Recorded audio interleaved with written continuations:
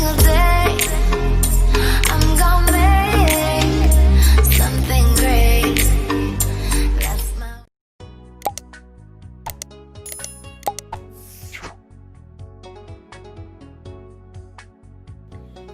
ሰላም እንዴት ናችሁ? ደህና ናችሁ ወይ? እስከዳር ነኝ። ዛሬ ደግሞ እንዴት አድርገን እንደዚህ ቃሪያዎቹን በኦይል ለረጅም ጊዜ አስቀምጠን ለፒሳ አንዳንድ ጊዜ ለምንበላቸው ነገሮች ማጣፈጫ እንዲሆኑልን which is በጣም የሚያቃጥል አይነት ሶስ ነገር ነውና አሁን እንዴት ነው የምንሰራው?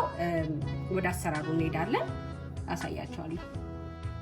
ኦኬ ለዚህ አሰራር የሚያስፈልጉን ነገሮች which is ቃሪያ፣ በጣም የሚያቃጥለው ቃሪያ ሚጥሚጣ ማለት ነው። ይሄኛው ደግሞ የተፈጨው ላይክ ፈጨት ያለው በርበሬ ማለት ነው። ጨው ያስፈልገናል፣ ቁንዶ በርበሬ ያስፈልገናል። ይሄ ደግሞ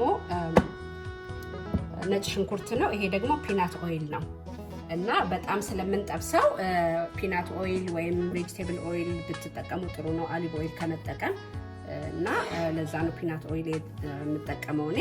አሁን ወደ አሰራሩ እንሄዳለን ማለት ነው። ኦኬ አሁን ይሄን ሚጥሚጣችንን በደንብ አጥቤዋለሁ አስተካክዬ። አሁን እንደዚህ አድርጌ መፍጫ ላይ አድርገውና እንፈጨዋለን ማለት ነው። አሁን ይሄንን እንደዚህ ትንሽ ላይክ በጣም ላም ሳይሆን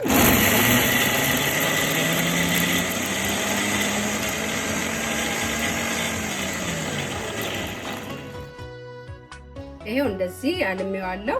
በደንብ ልሟል ማለት በጣም መላም የለበትም፣ እንደዚህ ሸርከት ነገር ማለት አለበት። ከዛ አሁን ወደ አሰራሩ እንሄዳለን። ኦኬ አሁን ነጭ ሽንኩርታችንን እንደዚህ መጀመሪያ ላይ ነጭ ሽንኩርቱን እዚህ ጋር እናበስላለን። በሰል ካደረግን በኋላ ዘይት እንጨምራለን። ኦኬ አሁን እንደዚህ ያደረግን ትንሽ ከበሰለልን በኋላ ዘይት እናደርጋለን። እዚህ ጋር ዘይታችንን እናመጣና ዘይቱን እንደዚህ እንጨምራለን።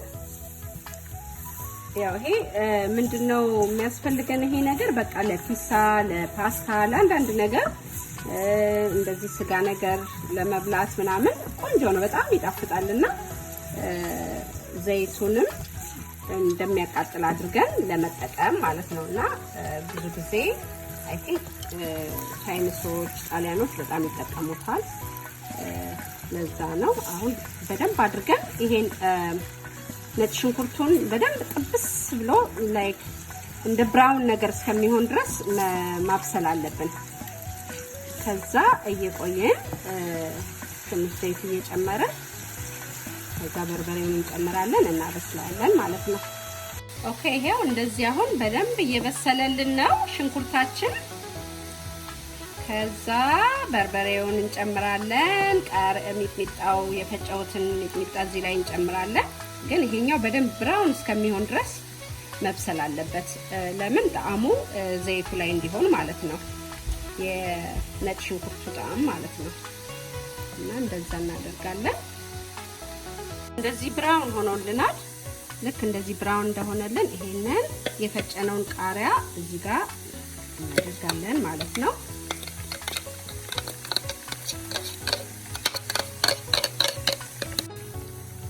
ይሄ አሁን የጨመርኩት የቃሪያው የሚጥሚጣ ቃሪያው እንደዚህ ሆኗል። አሁን ይሄንን ጨምርበታለሁ እዚህ ላይ እና ብሬ በደንብ አድርጌ አበስለዋለሁ ማለት ነው። አሁን ጨው ጨምራለሁ፣ ቁንዶ በርበሬውን ጨምራለሁ። በቃ አሁን ማብሰል ብቻ ነው። ይሄው እንደዚህ እየበሰለልና በቃ በደንብ ብራውን ነገር እስከሚሆን ድረስ እንጠብቀዋለን ማለት ነው።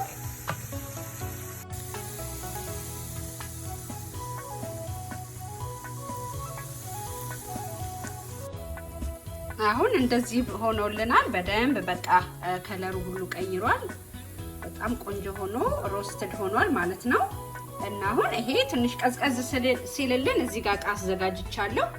እዚህ ጋር እንገለብጠዋለን ማለት ነው። እና በፈለግነው ጊዜ እያወጣን መጠቀም እንችላለን። የፈረንጅ ምግብም ከሆነ የአበሻ ምግብም ከሆነ በሳይድ አድርገን መጠቀም እንችላለን ማለት ነው። ይሄ በርበሬና በነጭ ሽንኩርት የተሰራ ኦይል ማለት ነው።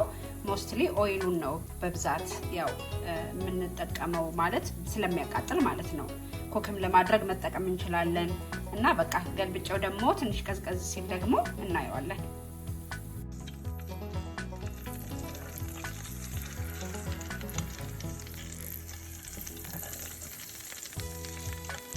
ይሄንን ይመስላል። በጣም ያምራል። ቴስቱም በጣም ቆንጆ ነው።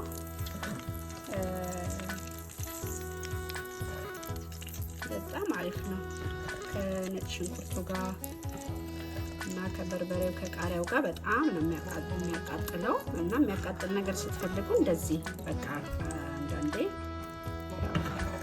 በጣም አሪፍ ነው እና እዚህ ላይ ትንሽ ቆይና አሁን እገለብጠዋለሁ እቃው ላይ ከዛ ደግሞ እናየዋለን ማለት ነው። አሁን ይሄ በቃ እንደዚህ ቀዝቀዝ ብሎልናል። አሁን ከዚህ በኋላ ወደዚህ ያዘጋጀሁት እቃ አለ እዚህ ጋር እሱ ላይ እገለብጠዋለሁ እና ሌላ ጊዜ ምግብ ላይ ስጨምረው ምናምን እናያለን እንዴት ቆንጆ እንደሆነ። በጣም ነው የሚጣፍጠው እና በጣም ያቃጥላል። አንዳንዴ የሚያቃጥል ነገር የፈረንጅ ምግብ ሰርተን የሚያቃጥል ነገር ከፈለግን እንዲህ አይነት ነገሮችን መጠቀም እንችላለን። በጣም ቆንጆ ነው እና በጣም አመሰግናለሁ። ቪዲዮውን ስለምታዩ ሰፖርት ስለምታደርጉኝ በጣም አመሰግናለሁ። ፕሊዝ ሰብስክራይብ፣ ሼር and ኮሜንት ማድረግ እንዳትረሱ። ላቭ ዩ ጋይስ። እንግዲህ እናየዋለን። ገልብጠን ደግሞ እቃው ላይ አድርጌ እናየዋለን ማለት ነው።